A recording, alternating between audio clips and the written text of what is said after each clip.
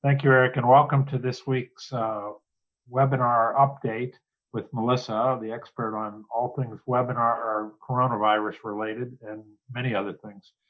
Before we get to that, let me remind you that this session is designed for restaurant folks, hotel folks, travel and tourism partners, and allied members and non-members. It's not designed for the press. This is a off-the-record webinar. Any member of the press who would like to talk with us about anything related to this subject or others, we're always happy to do that, but this is not the time. So if you're with the press, please disconnect at this moment. Also wanted to point out that Dell Technologies is our sponsor for the webinar series. We really appreciate Dell's support. I'm very excited to, well, I'm not excited to announce that all of the Zoom calls finally fried my computer, and I'm working for my first day with a brand new Dell computer, and so far it's working great. So thank you, Dell. And then I also want to just kick off, and I'm going to talk a bit more about reopening later. Melissa's going to do most of this, and I have a small bit part later. But I want to point out that we have all counties, with the exception of Lebanon County, going into green this Friday. And Philadelphia is going to go on the 3rd for restaurants, July 3rd. So that's exciting. And I will say that as I talk with people throughout each day about the issues they're dealing with, in their businesses, whether they're restaurants or hotels or destination marketing organizations, there is an absolute sense of optimism today because we're actually starting to do business and doing some pretty darn good business under the circumstances.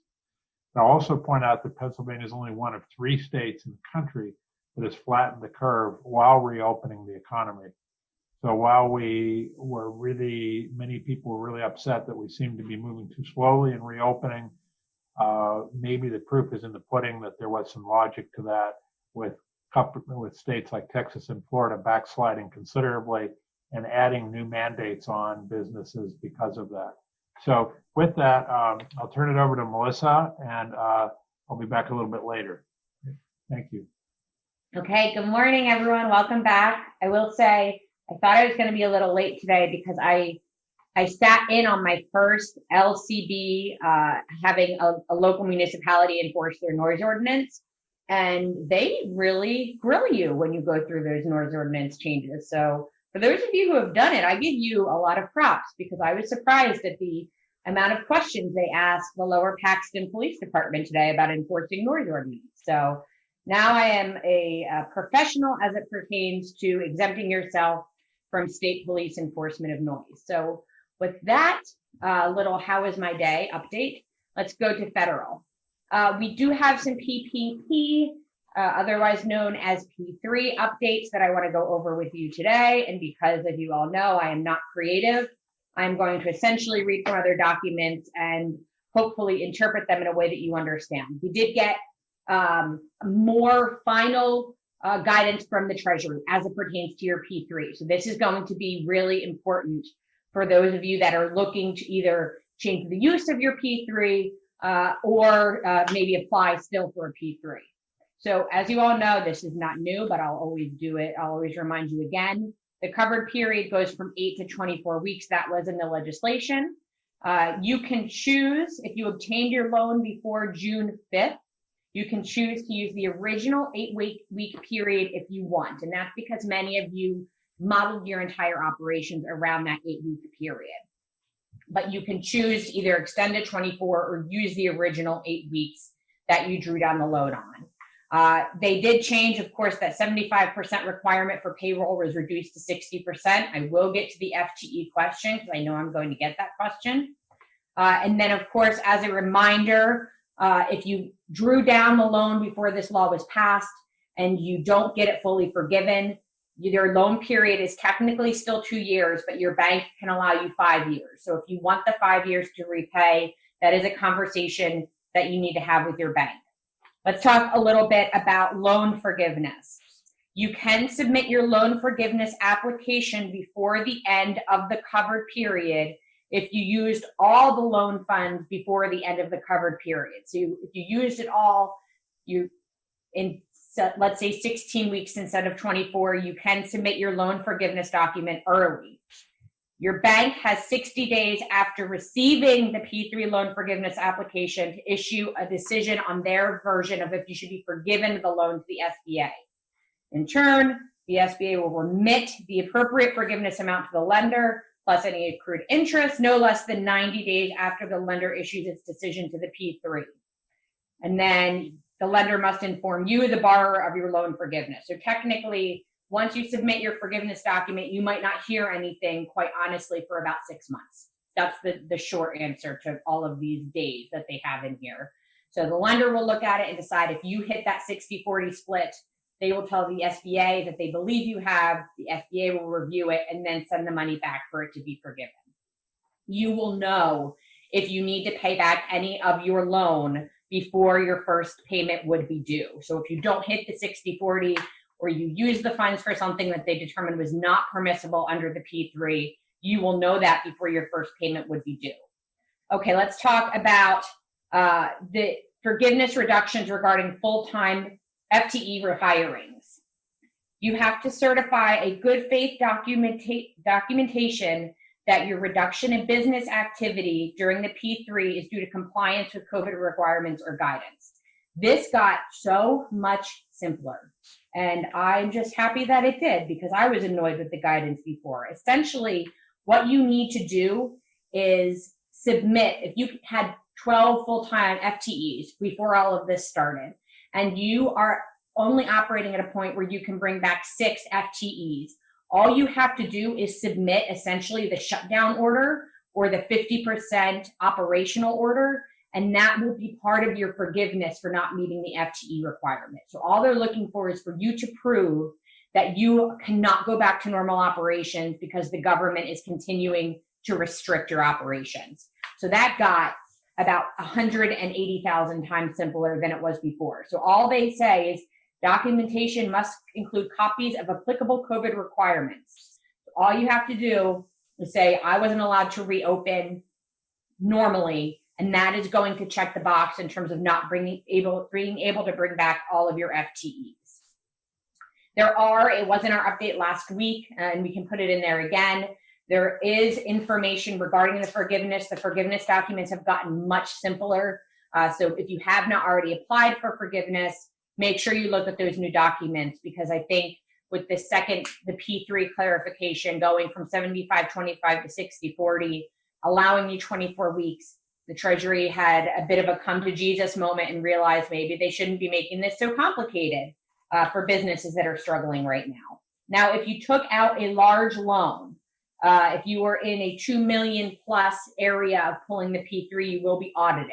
So please keep that in mind in terms of if you drew down a large amount of a loan. But generally, they're looking for you to check the boxes in terms of the use of the loan. So that's kind of where we are in Treasury. Look at the forgiveness documents, talk to your banks, but it's so much better than it was before. And there are still some P3 loans available. So again, I will remind you, if you haven't drawn down on them, it might be something to think about. Let's talk about the issue that we have with P3. And I'd like, if you don't mind, if this is something that impacts you, if you could shoot me an email and let me know. This is something our National Association has flagged for us. And one of the biggest issues we're running into now is tax deductibility. So anything that you could usually deduct from your taxes because you use them for your business, if you used your P3 loan for any of those, you could not right now deduct the taxes. So if that literally, it says no deduction is allowed for an expense that is otherwise deductible if the expense results in forgiveness of a P3 loan. So if you use anything that you would normally deduct for tax liability with your P3 money, the law right now says that you would not be able to deduct that in terms of your taxes. So if that is something that you have used for, please let me know. Our two senators, Senator Toomey and Casey, are not co-sponsors of a bill to fix this right now, and we would like to inform their offices of individuals that are affected by this. So please shoot me an email if you did use your P3 for something that you would normally deduct from your taxes, because currently you would not be allowed to. That's your general P3 update. There's not a lot of federal updates right now because they're not in session. So that's why we're a little short today, but I will say, I will flag a letter that was sent for my hoteliers that have commercial mortgage-backed securities. you have been in a really rough spot since the beginning of COVID because of the fact that many people who have loans or mortgages, normal mortgages through their banks, they were able to get some leniency, they were able to get delays in payments, and because of the structure of your loan, you were not eligible for any of that, and you had nobody in your properties for the past 4 months. So a letter was sent to Secretary Mnuchin and Chairman Powell from the Federal Reserve, asking them to look at those CMBS issues and make some changes to allow those primarily hotels that have those loans to get some relief. And more than 100 members of Congress did sign on to that letter. So it's probably the unsexiest issue ever. And when people start talking to me about banks and loans, my eyes start to close. But this is a major issue. And it does seem that we're starting to get some really good traction on this at the federal level. And as I said, a letter was sent with the hope that just through Treasury and the Federal Reserve, some of those loans, we can find some leniency, because I know right now with the way those are drafted, with the bonds that are used, you are not getting any relief and you have no money to pay those loans. So that is something that we hope to get some traction on sooner instead of later. Let's talk state. Is that what's on the next slide? Aha, yay. State update. We got all kinds of things happening, and this could be the last week the legislature is in session before the fall. The Senate is scheduled to be in next week. Depending on how things go today, I don't really expect them to be in next week, but the House and Senate are in right now. I'm going to talk a little bit about what is going on and then make some predictions probably for the future. General session update. As I mentioned last week, former Speaker Turzai has resigned. It was the worst kept secret in all of politics that he got a very lucrative job in the private sector, and he resigned officially on the 15th. Since that time, we needed a new speaker. Brian Cutler, who is the majority leader of the House, moved up to that speaker position. If you have not met Representative Cutler, now Speaker Cutler, he is a phenomenal person who is one of the good legislators, one of the good guys. So he is now Speaker of the House. And Carrie Benninghoff, my special Center County friend who always seemed to make your own rules out there and get away with it. I might have to move to Center County just because of that. Carrie Benninghoff is now majority leader in the House. So he moved up. Stan Seller from York County remains appropriations chair. And then we do have a Representative Oberlander moved up in the leadership queue as well. These leadership positions are only for the next 5 months. Once we go through the elections, the leadership positions will be voted on again. I don't expect any changes as long as we don't have anything crazy happen in the elections. But all of that has changed a bit of the feelings in the House right now. And we will see some of this play out, I think, later this year. Speaker Turzai was great, but he was really kind of a hard stop in terms of some of the things we were negotiating with minimum wage and the overtime regulation. So we're hoping that maybe with some of these shifts in leadership that we might have some traction later this year to put some of these high minimum wage, large overtime salary threshold nightmares to bed. So that's the good news on that front. I have not checked the news yet. We do expect a ruling from the Supreme Court as it pertains to the governor's emergency declaration. It could be as soon as this week. It probably will be this week. They've utilized what's referred to as King's Bench, which essentially means they told the Commonwealth Court, we will review the case and we will make a ruling.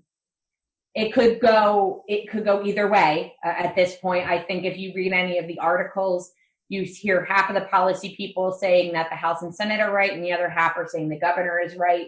The thing that keeps me up a little bit at night is that if the emergency declaration is struck down, as I mentioned, some of those benefits that we have right now, cocktails to go, some of the mortgage relief, some of utility relief, some of those things that are in play as part of the emergency declaration would go poof and go away.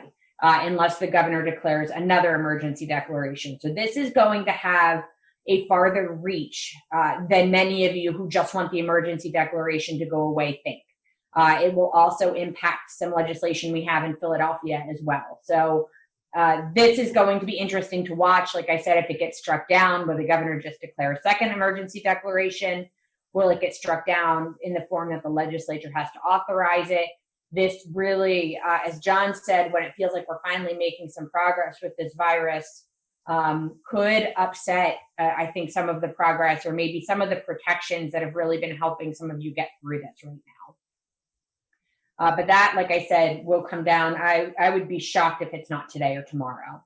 Restaurant grant program. I did talk about this last week. I think Bob is on the call. It is now House Bill 2615. This is a grant program we've been working on with some legislators in the House, specifically Representative Todd Stevens and Representative Aaron Coffer. This legislation, if we get it through the legislative process, it will not happen until this fall. So this is not a apply right now, you get money type of loan scenario or grant scenario. This is just a piece of legislation we're trying to get through to really supplement some of the other grants that are out there. It's very broadly drafted in terms of, and we've changed it. So everything I told you last week, you can get rid of it because I had a call with the sponsors and we changed the whole program. But generally, it is for restaurants between 1 and 10 locations that have less than 75 employees at each location that have lost 50% of their profits or income due to COVID over the course of 2 months. Those applicants, upon this taking effect, would have 30 days to apply, and this $250 million pot of money would basically be divided by the number of applicants who apply, with a cap of $50,000 per applicant. This is from the CARES Act money, which makes me a little nervous because it seems to keep on going away. We had $1.3 billion a couple weeks ago. I think we're down to about $500 million, and I'm trying to steal $250 million for all of you. But as we get hopefully more federal money, this legislation could just be changed to capture some of that. So this is going to be a fall issue. This is not going to move in the next week or two. This is not a grant that you're going to be able to apply for in the next week or two. But it is something that will probably be helpful to all of you if we can get it across the finish line in some form this fall. Destination marketing organizations. Representative Jack Rader is sponsoring a grant program for you. The co-sponsorship memo is probably going out today. I think it's very eloquently written, probably because I wrote it.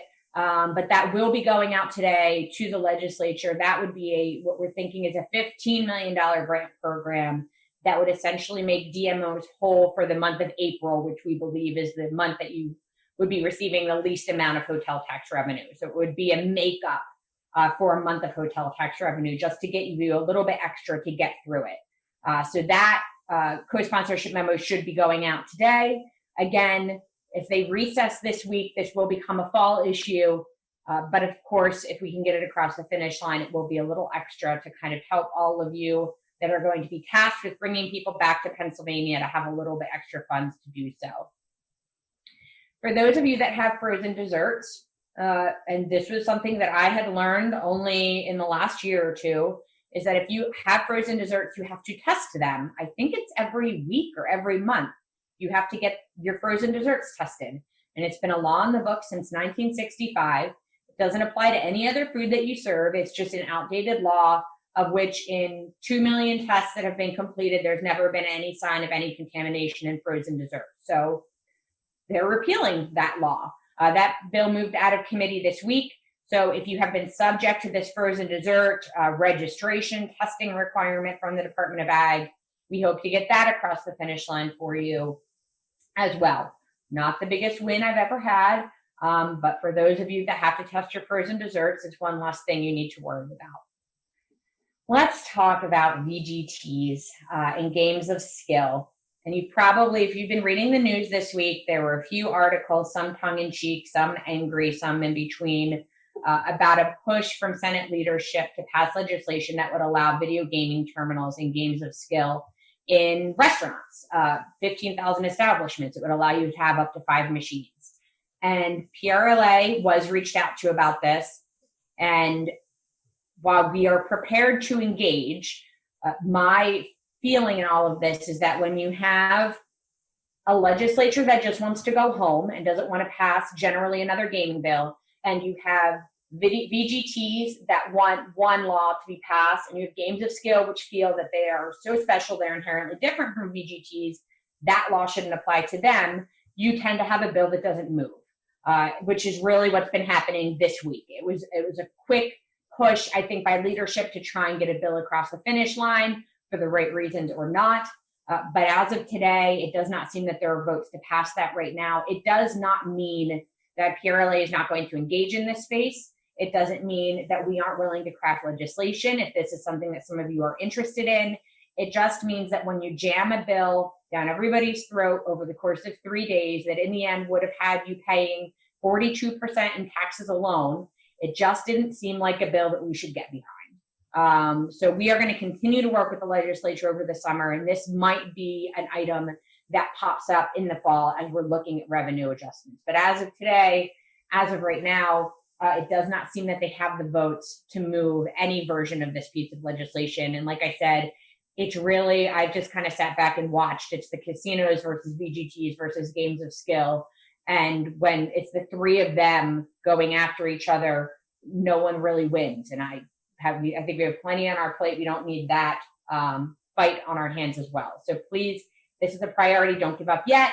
But this bill, as it was drafted, would not have helped you. And we'd rather get you a bill that would actually help you if it's something you're interested in. Okay, next, reopening. So John discussed this a little bit about reopening in PA. And generally, as he mentioned, Philadelphia, once again, you're very special. You are not allowed indoor dining beginning on Friday. There are other parts of your city that will open. Indoor dining is expected to begin July 3rd. To that end, we are still waiting for official guidance from the Philadelphia Department of Health regarding indoor dining. If it's going to be different from the state or aligned with the state, that guidance has not come out yet. So stay tuned for that. I know we've had a few questions. Lebanon County, I am sorry. Whether it's right, wrong, or in between, you remain in yellow. I will not get into the politics, like I said, of who could be right and who could be wrong, but all we know right now is that you are still in yellow. Some guidance that I want to keep in mind, and then I'm going to let John yell at you about the masks, and I'll probably throw in some snark when he's done, but some guidance for going green on Friday. Your indoor dining cannot be more than 50%. You have to have social distancing. If I'm out this weekend and there are restaurants that aren't socially distanced, I might actually move your tables for you at this point in time.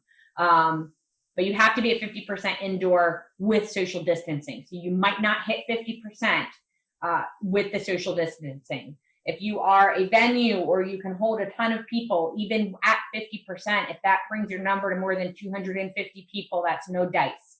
You have to be no more than 250 people on the inside of your restaurant. Bar seating is allowed in green. So you can open up your bars. With that being said, you need to socially distance your guests or use a barrier between guests. And there can be no more than 4 people in a party sitting at the bar. So if I come in with 3 of my friends and sit at the bar, I either need a plexiglass divider next to me or I need 6 feet between me and the next person. Also, a lot of you in the Southeast have your own health departments, and your health department is going to be primarily the enforcer, even beyond ag and the LCE, they're everywhere. But check with your local health department, because I know in Bucks they had a glove requirement in yellow. We are seeing some variations of the state laws and rules at the local level. So make sure that you are checking on those. I know that there's been some letters from communications from health departments, but they're a little busy right now. So check those websites and just make sure that there's nothing there in addition to the state requirements that you need to comply with. And with that, I'm going to let John be bad cop in terms of items to note. Thank you very much, Melissa. And there was one question that Melissa touched on, but I just want to add one more comment about it. It was about bar seating. As Melissa correctly pointed out, you can have up to 4 in a party, and then there needs to be social distancing between your party and the next party, not between the people within your party.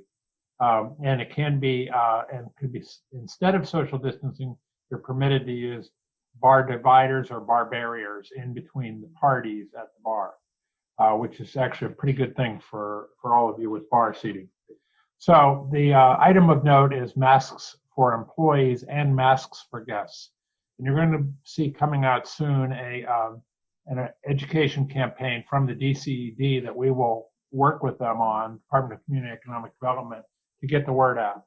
The issue with masks is very simple, that masks and social distancing now, after being in this for 90 days, I think we know that there is these are the two things that make the biggest difference in stopping the virus spread that everyone can do. And there is a concern because states that have had backslides, and all but 3 now have had backslides of some sort, and Pennsylvania is one of the ones that have not. Texas and Florida, significant backslides, and they're putting in new mandates now because of the backslides. We don't want to get to that point. We certainly don't want to make people sick. It is a requirement for employees to wear face masks unless they have either a medical issue, it would cause them not to be able to do their job, or it would be unsafe, like a grill cook or a fry cook. It is a requirement for guests to wear face coverings in any public building that they're in within the state, restaurants, shopping stores, whatever. That's a requirement.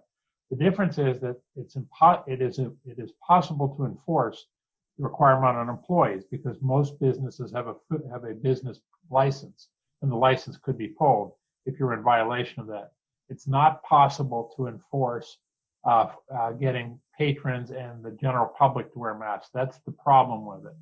And a lot of people are complaining because the general public's not wearing it. So, well, what can we do about it?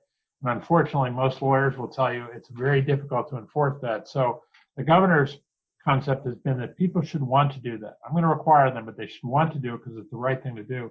So we're going to do everything we can to help with an education campaign because it's the right thing to do and because it'll make sure that we don't go back into yellow or back into red by getting more people sick. So that's the concept behind wearing the masks. I would encourage you to, when you see the graphics on our website coming out, that you include those somewhere in email messages that you might send out. Make sure that your team members understand why it's important to try to get guests to wear their masks. It's a question: if someone refuses to wear a mask and follow the rules, we can ask them to leave, right? I believe in a business you can exclude someone for not obeying a law as long as you do it consistently. You're not required, by the way, to do that, but there is a pretty good FAQ section that's on our website, put out by the governor's team, and particularly read the area about face coverings and face masks, see what you can do or cannot do in that regard. I think it's maybe the most difficult part of this whole thing has been that. In Texas and in Florida, my counterparts have asked their governors to make them mandatory in all restaurants and hotels and public spaces.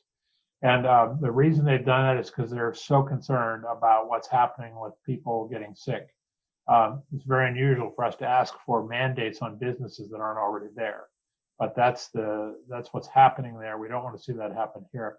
A couple questions, maybe, Melissa, while you're going through them that I can answer that I will. The question about what if you don't have a fire code capacity in your building? How do you get to the 50%? Then it's based on 24 people per 1,000 square feet. So you would have to have your dimensions and you would figure it based on that. I will say that the governor's office has told us that they come in and you're doing all the right things, and you're doing social distancing, and you're having people wear face masks and that sort of thing. That's their biggest concern. They don't want to be bringing out tape measures and things like that. Not to say that the LCE or somebody might not do it, but that's exactly what we've been told. There's a question about hotels and specific hotel requirements. This is probably a good news thing. Some states have passed hotel requirements, or some governors. We have not in Pennsylvania. The hotels don't have specific requirements. They have the same business requirements and restaurant and food service requirements that those two industries have if they have restaurant and food service, which essentially says the guests need to be wearing masks when they're moving around the public spaces of your hotel. When you have a gathering in a meeting room, it's got to be 50% of capacity. If you're serving food there, the tables need to be social distance. The guests at the tables don't have to be social distance. all the things that apply to restaurants would apply in banquet space and hotels. So there's a question here about the grab and go bags and where they can put them and can't put them. Those are probably things that are already covered under the health code somewhere, but there isn't anything specific on hotels for those. It would be whatever the restaurant guidance is. By the way, we're not obviously pushing for extra guidance on hotels, but we will be rolling out in conjunction with our partners at the HNLA the Safe Stay Training Initiative for your team members. And I think you'll be able to see something about that tomorrow in our update. You should really consider doing that. It's very, very favorably priced at cost, basically, and it will help to ensure that you're operating safely in a hotel environment, even though you don't have any special rules that you have to follow. They're really, really good guidelines. It's a really good program. So you should consider that. There's probably other questions you've already scoped out, Melissa, so I'll maybe let you do that now. Well, there's a comment here. We have more in the webinar to talk about, John. Go ahead, sure. You're going to get in trouble with Hope for going out of order with the question. She's on vacation, so I'm safe. I will talk about a few local updates, just to kind of fill you in on what's been happening over the last week. Generally, as I mentioned, the House and Senate should be done this week, and Philadelphia should be done this week, and I'm not sad about any of it. So Philadelphia, we have some things that have been popping over the last couple of weeks, and I'm going to do a huge shout out to all my Philadelphia restaurants when I get to the second bullet here. But tomorrow, their city council will be passing legislation, as I mentioned in the past, that caps third-party delivery fees at 15%. That is related to COVID. So those fees that you are relying on, and there's the companies that you've been relying on to get you through this, that may or may not be gouging you at 30 to 40%, will be capped at 15% within the city of Philadelphia for the duration of COVID plus 90 days thereafter.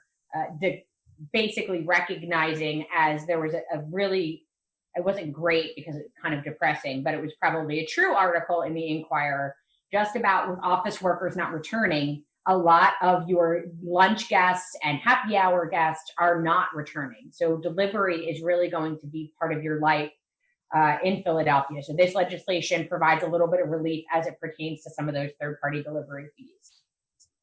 Public health emergency leave. If I have any of my Philadelphia people who engaged in this, I will say it again, we wouldn't have gotten the changes, the monumental changes that we were able to achieve without your help. I would like to think that just my sparkling personality gets amendments into bills. Sometimes that's the case, more rare than I'd like it to be, but all of you engaged on a bill in Philadelphia that I talked about last week that would have just been decimated the industry, would have allowed up to 112 hours of paid leave for reasons anywhere tied to COVID for any reason whatsoever. And you all reached out to council in force, and we got amendments that exempted all of you covered by Families First, which is pretty much all of you. It tied the uses to Families First, and we were able to achieve a sunset for December 31st of this year. So we really kind of made a piece of legislation that is always well intended, but would have had really extensive repercussions on our industry. We were able to bring it to a much better place. And we could not have done that without all of you who engaged in Philadelphia. So thank you again for reading my emails over the course of the weekend and responding to my emails and being there when we needed you. And as I mentioned to many of you after the fact, and I've already warned Ben, now that I've seen how much we can engage on an issue, this is how we're going to see movement in Philadelphia. And I reserve the right to engage you again at any point in time for any piece of legislation. Especially one that could be as terrible as this one could have been without your help. So that bill will probably pass finally when council returns in September. But like I said, we really were able to carve out anybody covered by the Families First Coronavirus Response Act, which I think was really that piece that was keeping us all up at night, is extending beyond that act. We've now aligned it with the act. In Pittsburgh, I am sure all of my Allegheny County people tuned into the Health and Human Services hearing that was last Thursday. I didn't know how many people were watching. I assume it was thousands. But PRLA did testify as it relates to paid sick leave legislation in Allegheny County. The bill would have extended Pittsburgh's paid sick leave out into the rest of the county. We did testify and basically said, one, our entire industry is decimated, and two, if you pass this bill, nobody's paying attention because they're just trying to open their doors and pay the bills every day. And council did seem to respond favorably to that, and they decided not to move the bill last week. This issue will not go away in Allegheny County. I think we have pushed it back until the fall, and we are prepared to have those conversations when they do occur. As PRLA has always said, we always want to have the conversation. We recognize, the ability to achieve a greater good, but we certainly want to make sure that we're not hurting businesses, especially at a time that they can't afford to be hurt. So that bill will hopefully not see much traction or movement until the fall, until we have a better grasp of where the industry is and what extra benefits you would be able to provide to your employees at that time, recognizing that you're doing everything you can to take care of your employees right now as it is. So that's the local update. I know Allentown has paid sick leave legislation as well. That was on last week's update. I expect that to happen, come up for chat this fall. So once I take a break this summer and you don't hear from me for a few weeks, I'll be prepared to come back with a vengeance and engage on all of these. And with that, I think that we can go to general resources and upcoming webinars. And I don't know if John or Eric / Hope for the week want to cover this, but I will turn it over to you. Go ahead, Eric, you can take it. Or maybe I'll take it. Here are the couple of resources here. One is the PA Restaurant and Hotel Promise. These are best practices and recommendations for restaurants and hotels, but they're more than that. They also say to the general public that you're taking extra effort to try to ensure their safety when they're in your businesses. They're designed exactly for that reason, to let the general public know that we take safety seriously as restaurants and hotels. I would encourage you to access those on our website. There's 3 items. There's the actual document that gives you your guidance and things that you should be considering doing. These are not beyond the necessarily the law, but they're supplemental to it and things that will be helpful hints for your team members. There's a second item that's a door hanger that shows that you've subscribed to the Pennsylvania Restaurant and Hotel Promise. And then there's a third item that is an item that you can hang either behind the host stand or behind the front desk that covers the highlights of what you expect from your team and what you're doing and what you expect from your guests at the same time. And then the reopening guidelines are down below that are actually on the governor's website. And this connects you to those. And these are really important because they get updated fairly frequently, like almost every week. So you want to check on those periodically and follow our daily updates because of the fact that we highlight the new changes every time they come out that they affect you guys. But you should also check on the actual governor's site as well. So with that, I think that covers that one. Here's some upcoming webinars. You can see for yourself what's involved there. And I'll remind you one more time, look for the information on Safe Stay if you're a hotel. It's a very good program that I think would behoove you to put your team members through. All done online. They get a certification too. I will touch upon really quickly that first webinar for my friends in Allegheny County. This is sponsored by Senator Jay Costa. This is a town hall that talks about those small grants that were released last week from the governor's office. So if you're out there, it's going to talk about how you can apply for those. I know that I've gotten an email from Senator Hughes' office in Philadelphia, so it does seem like it's something that some of the senators are hosting. So please pay attention to the daily update. I know you read it from beginning to end, just like I do every day, to see about more upcoming opportunities as it relates to those grants in your county specifically. So I will touch upon that. That would be helpful if you're interested in applying for those grants. And so with that, I think we'll go through some questions. Sue, your question, John, I don't know if you want to follow up with the governor's office because it sounds like what this hotel is running into is not something that we believe is accurate, but this is from a county that's been in green for a few weeks. A hotel found out that their indoor pool still cannot be open and that the grab and go breakfast bags cannot just be set out Each bag has to be behind the counter and handed to each person. Otherwise, you have to sterilize the area each time someone grabs a bag. Can you please help clarify this for me? Our understanding was that indoor pools could go in green. So I think we will confirm that. I don't know where they heard it from. We do have some odd enforcement agents. We had an issue with DCED providing some inaccurate information as it pertained to the Chipotles of the world. So we will follow up on that because that is not our understanding. Is that correct, John? I'd be happy to take that, Melissa. We typically run a list that ends up being 5 or 6 questions every week that we submit, and they usually give us the answers right away. Sometimes we just make a phone call. And they also have said, if you believe that there are enforcement agencies, whether it's the LCE or the State Department of Health, the County Department of Health, that aren't interpreting them accurately, let us know because we want to get it clarified. And there is a lot of room for interpretation. So depending on who's the interpreter, it could be different from place to place. I'll check on that, Sue, and I'll get back to the director. Let's see what else. John covered stated occupancy. John covered bar seating. I understand that municipalities have been told by the PA Municipal League that the state expects to stay in green through the end of the year. Is that's what you are hearing? We have not heard that. I'm not going to say it's not true, because quite honestly, there has been no announcement as it pertains, I like to fondly say, to go from dull green to normal green. I think the expectation is a continued reopening. I don't think what we're seeing in other states is making the governor or Secretary Levine feel very comfortable about doing more reopening at this point in time, just to try and keep the case counts low. So I have not heard going till the end of the year. I have said in the past, I don't think dull green is going to only be a 2-week thing. I think it's going to be longer.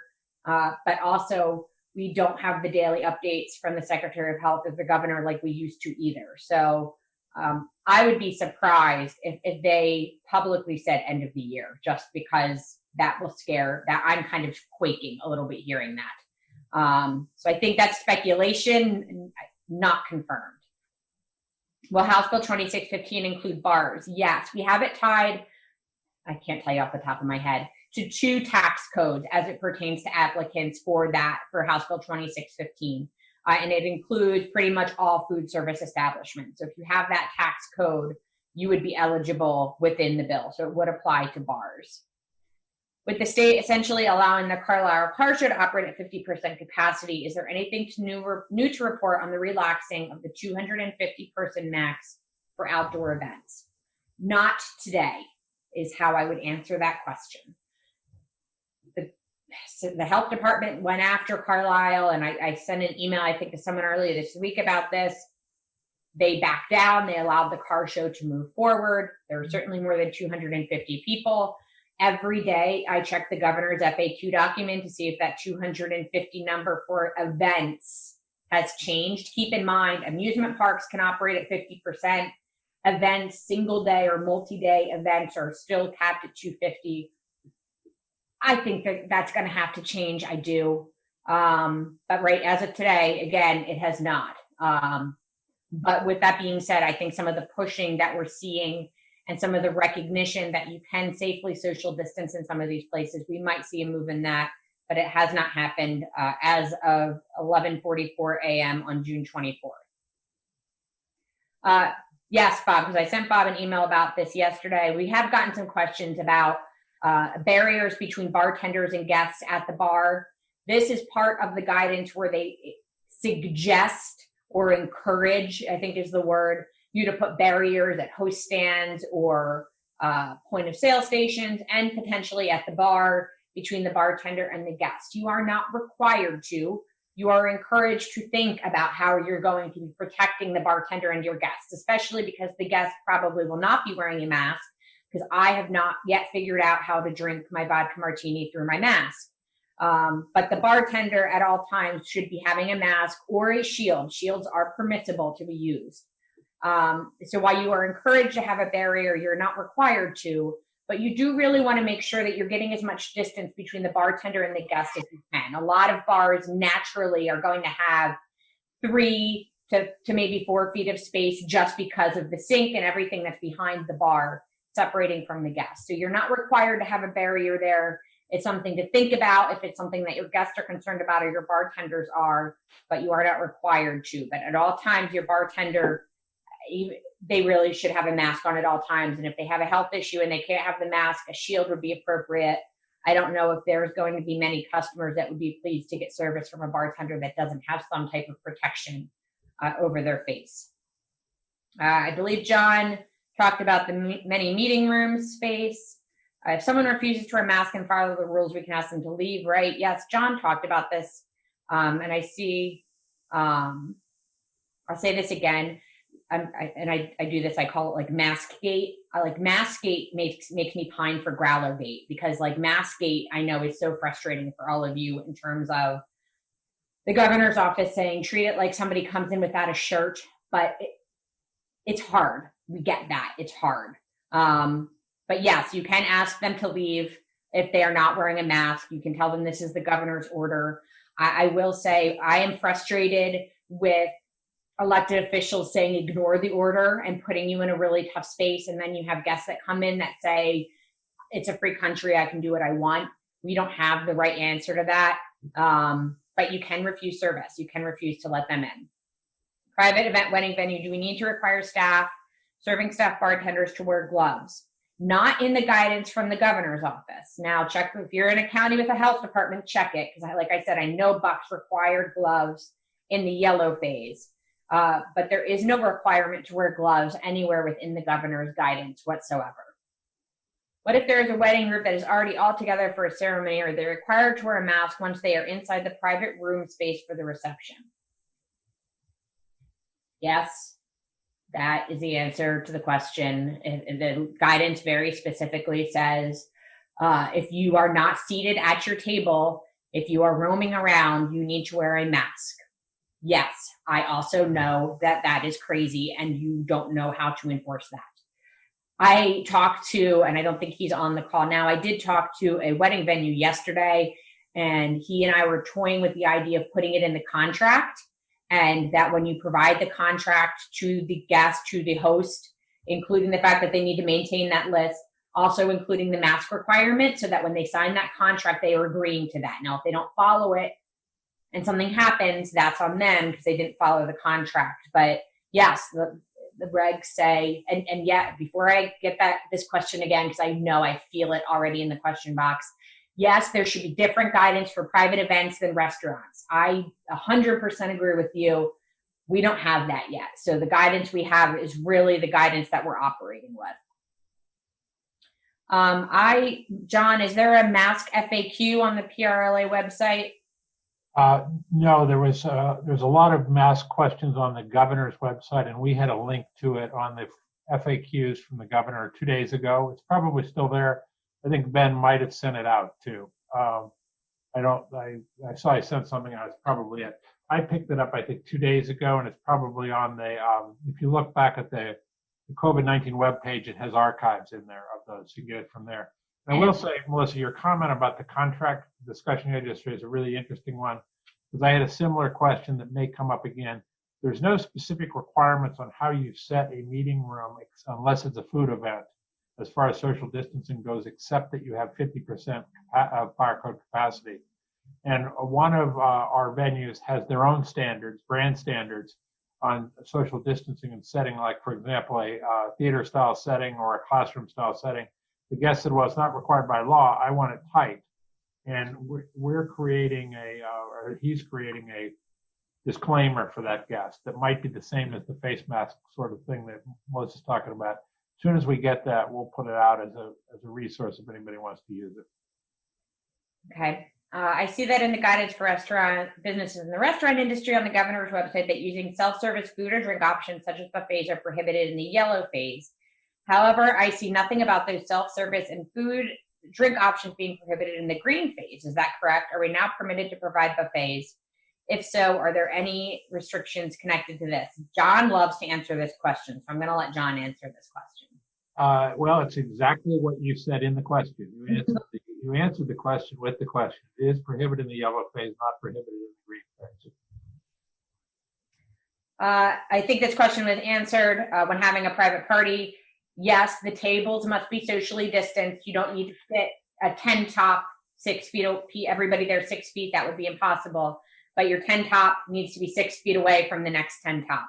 And yes, again, if they're not sitting at their chair, eating their salad, they need to have a mask on. Can you please touch base on dance floor requirements and guidelines for event venues in the green phase? If you look at the updated guidance, once upon a time when the first guidance came out, this was dance floor gate. You were not allowed to have dance floors in yellow or green. They were prohibited. That has since been moved to the encouraged section of the guidance. And you really do have to pay attention, because some of it is like you have to do this under penalty of all the bad things. And then there are things that you should think about doing just because it's the right thing to do. Dance floors are permitted in the green phase. You should have a sign up encouraging people to social distance, like, middle school dances where everybody's like staying away from each other. You should have some type of signage there, but dance floors are permitted in the green phase. We have Bucks County. There we go. Thank you, Ben. Thank you. Michael Leifer from the Peanut Bar in Reading has like perfect attendance above and beyond on all webinars. So Michael, I got to get you a certificate or something. Always make really nice comments too. He does. We are a banquet facility only, no restaurant per se. Are required to have sneeze guards at our banquet bar. If you are a banquet facility that is serving food, if you're providing food service where you have a liquor license, all of the standards in the restaurant guidance applies to you. So sneeze guards at our banquet bar are encouraged, are not required. That's in the encouraged section. Regarding outside wedding ceremonies, is it the 2 seats, 6 feet apart rule behind and front till, oh gosh, this is like a math equation. Is it the 2 seats, 6 feet apart rule behind and front to left to right? Regarding, and John got this question. You want to, this one, like the governor's office was like wishy-washy on that one. Well, I talked to them specifically about this because there are so many different sets in. This would be an example in a banquet setting or a setting like this. We talked about theater style setting, we talked about classroom style setting, and the comment was there's no regulations, nor do we anticipate writing any on how you should set a theater style room as far as social distancing goes, or a classroom style room. This would be a theater style setting you're talking about. He used the exact example. In movie theaters can operate at 50% capacity, but there's no prescription on how they have to seat the people in the movie theater. So there's nothing that says you have to leave rows empty or seats empty or anything like that. And you've seen some movie theaters are putting their own policies in place because of public pressure to do so. But in Pennsylvania, there's not a requirement. So you need to make your own decisions on that with your clients, how you want to set those rooms up or how you want to set the chairs up for a wedding ceremony, as long as, if it's inside, as long as you're within 50% of fire capacity, if it's inside or outside, that there's not more than 250 people there. Okay. 3, where can I find a bullet point for guidelines regarding parties and staff? That is in the restaurant guidance. Further to that point, and this was in the, definitely for something to send to clients, include that, pull it from the restaurant guidelines. But I will do a reminder here. The governor's office in the updated FAQ did specify that you need to include your employees in your occupancy counts. Frustrating, but that's where they landed. If we go back to yellow, when we have ample time to cancel events, Ron, don't say yellow. We are not backtracking. I don't want to think about it. We are not backtracking. No yellow. If we go back to yellow, I don't think you're going to have ample time. So I'm just going to pretend that we're not going back to yellow. So all of you are going to wear your masks and have your guests wear their masks, and then we don't even need to talk about yellow. Oof, it's making me twitchy. We are allowed to use reusable items like condiments in green, correct, but I suggest you wipe them down, just like you do the table. This is a reminder. Wipe down the tables after the guests leave. Also wipe down your condiments that are on the table in green. Staff posted those FAQs. Definitely take a seat. May we seat all 28 guests at one U-shaped table? Yes, if it's a private event and it's one table, this, like I said, and I know I went on a little bit of a rant last week on the webinar. Does it make sense that if you have 28 people sitting at the same table, it's fine, and then if you have other seating, it's not? No, but that's the way it is. So yes, if you have 28 guests, they can all be at one U-shaped table, unless you're still in yellow, and then we can talk about that another time, but we're not going back to yellow, so we're not going to talk about that. Can you talk about what the difference is between a PA liquor license capacity versus PA governor 50%, 250 capacity? Does one trump the other? They're all the same. There isn't so it's your fire code capacity is your beginning point. So indoors, you all have fire codes. If it's 250, 125 is your maximum for indoors. That applies to liquor code. That applies to governor.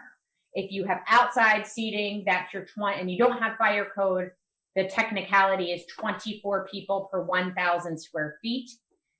Again, social distancing is really going to be the name of the game in all of this. So the LCE is not different than the governor's office because the LCE is enforcing the governor's regulations. Sorry to be repetitive, but are buffets allowed inside or out? Where can I find best practices?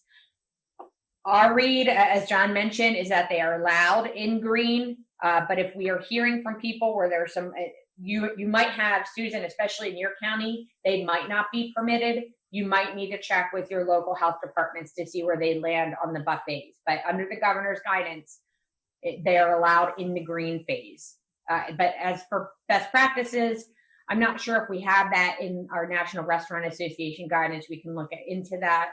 Some of the things we've been talking about is potentially having your servers serve the food from the buffet as opposed to self-service, rotating the food out more often to clear out any food that's been sitting out there for a while.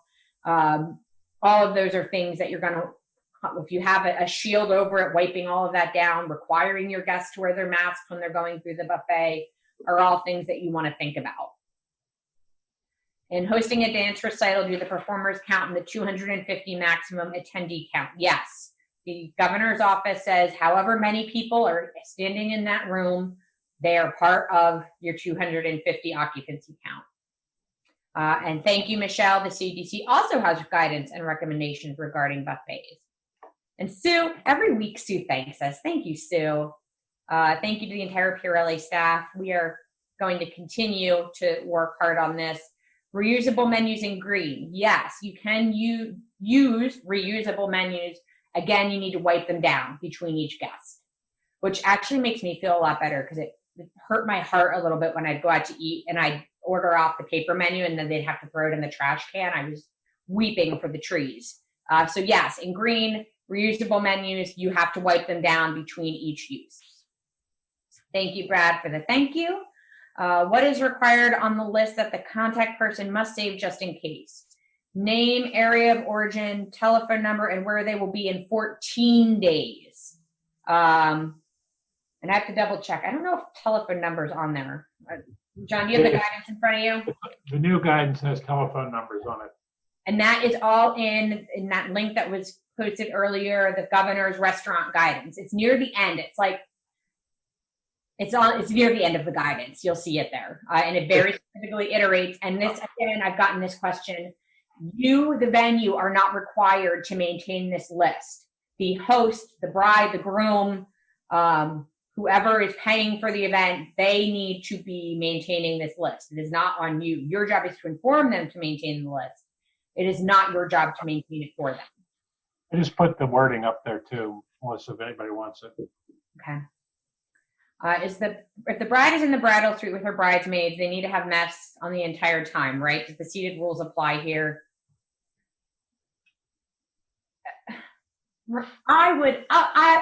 Okay. I think it's silly to have, if they are in a private enclosed bridal suite, I do not think that you would say that they are seated and they're in an enclosed space. I think that it would be silly to have them wear masks, and honestly, I don't think they're going to anyway. Technically, people need to be wearing masks, but I would pick that. I've had some bridezillas call me over the past few weeks, so pick your battle on that one, especially because you're not serving food or well, generally you're not. pick your battle on that one. Don't give the bride another reason to freak out. I'm literally Katherine Heigl in 27 dresses, so I am very sensitive to the brides. Do bands, DJs, photo booth staff, video, and photographers count towards the 250 maximum? If they are, and add servers, bartenders, managers, really down to 220 or less guests. If they're in the room, they count as part of the count. So maybe do a DJ instead of a 7-person band. Then you just added 6 people. That's the governor. They're saying their number is 250, and they are saying that 250 is inclusive of everybody in the room. We have talked to them about saying, staff that's going in and out of the room could be exempt, and they said no, they're not exempt. So that was we didn't win that one. I know music is. Oh, I missed that one. Hold on. I know music is allowed, but could say a small theater performance be done if there's spacing between audience and included in occupancy? 250 is the number. If it's a single event, like a concert or something, 250 is your number. That's the number for and ensuring social distancing. So I think that answers the question. Am I missing something there, John? So the answer would be yes, as Yes. long as they don't exceed the 250 or 50% occupancy. For meeting sets, a classroom-style seating for 50 people would just need to be set in a room with a max capacity of 100, but the attendees do not need to sit 6 feet apart, correct? Yes, Kate, that is correct. I'm going to use that in the future. Thank you. You just made it straightforward. Okay. Hostas has opened their buffet. They have disposable gloves at the end that everyone must wear. When at the buffet, they also have a worker. They're making sure and instructing everyone what to do. Yes, good best practice usage Hostas for that. And we can say that because they sit on our board. I don't know if I answered that question. John provided an answer. Thank you for another great, thank you, Ellen. And then Steph posted the governor's guidance regarding wedding venues and the list that need to be done. How many college food providers, example, Aramark reached out to PRLA on feeding college students. I actually did have a conversation with Aramark this morning, but it wasn't on feeding college students, but Aramark is a member of the National Restaurant Association and the Pennsylvania Restaurant and Lodging Association. So I would assume that they are reading our guidance and following it. I have a lot on my plate, so I'm not proactively reaching out to everybody who doesn't reach out to me. I just think people should know how wonderful I am and want to talk to me. But I mean, they are members. They are receiving the same guidance that all of you have been receiving from us. And I believe I have reached the end of the Zoom group chat for the week. Wait, hold on. So close.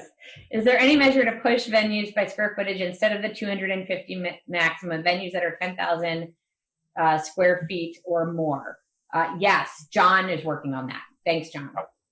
We have a group working on it, and we've been in discussions, and there is going to be a meeting with people that are writing the standards sometime. I don't know when. Hopefully over the next 10 days or so. They recognize that the CDC has eliminated the cap in their national recommendations, still at 50%, but they've eliminated the cap. And so they recognize that, but they're not ready to do so yet. Any suggestions regarding cocktail hour for a wedding? Standing with a mask and eating food seems crazy. Again, and we'll say this again, your job is to put it in the contract, make sure they know it. They need to put their mask down to eat their little pig in a blanket. Your job, as we've said, and this is, I get it, Maskate, it's frustrating to me too. You're just stop laughing, Ben. Your job is to make sure that they know they need to wear the mask. You need to put it in the contract. You need to have the signs up. You have to do everything to protect you in all of this. But keep in mind, and I had this conversation yesterday, they are anecdotals, but you also don't want to be the venue where people don't wear their masks and all of a sudden 30 people come down with COVID. No, Everybody wants that. I haven't passed liability protection yet. Let's not take the risk. So your job is to do everything you can, and if they ignore it, you've done everything you can, and that's really the only guidance that I can offer. Thank you, Allison.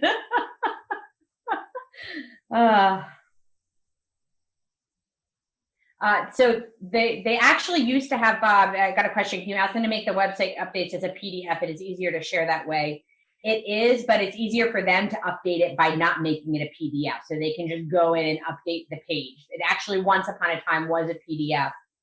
And they've changed everything. The business guidelines, every guideline is now just a web page. So annoying, and John could add that to his list if he wants, but I think the goal of that is so they can easily update the website. So, but we could look into converting that to a PDF as it pertains to our guidance. And I think another part of that as well is if they make it a PDF, you download the PDF and they change it in 2 days, their website would just automatically change, but you would have an outdated PDF. So the goal is that when you go on the website, that is the guidance of the moment today. Yes, Ron, I am concerned about your staff and guests getting sick as well. And liability protection, they're not going to move it right now. The governor's office, it's politics. But like I said, that is a top priority of ours. We're going to be working on this all summer.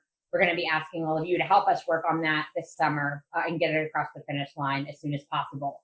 They might return to session this summer if we get a COVID-4 federal package. So don't give up on that yet. On liability, don't give up on it at all. It's just not going to move this week. When we move out of green, any idea how long the temporary PLCB rules will be in effect, liquor license renewals, ramp, etc.? I've been told that license renewals will be delayed until September. The LCB, as of right now, and I know they had a meeting today that Kendra, God bless her, was monitoring for me in our office. They have not officially announced that yet. There is going to be a legislative push if they do not delay further or allow some relief in terms of renewals. As of right now, nothing is being enforced. And I will tell you that when they decide you need to start ramp training again or you need to renew your license, it's not going to be June 25th. They say you have to do it on the 26th. There will be an announcement, a heads up on that. And of course, we will get that out to you as soon as we hear it. Remember the days that we used to be done at 11:55? Great job, Melissa. I think we're there. All right. We're gonna call it for the week. We are gonna do this again next week. Yes, mark your calendars. We'll be putting it out there soon. Thanks, everyone, for joining us. Bye, everyone. Have a good week. Bye. Safe. Good luck with your reopening inside.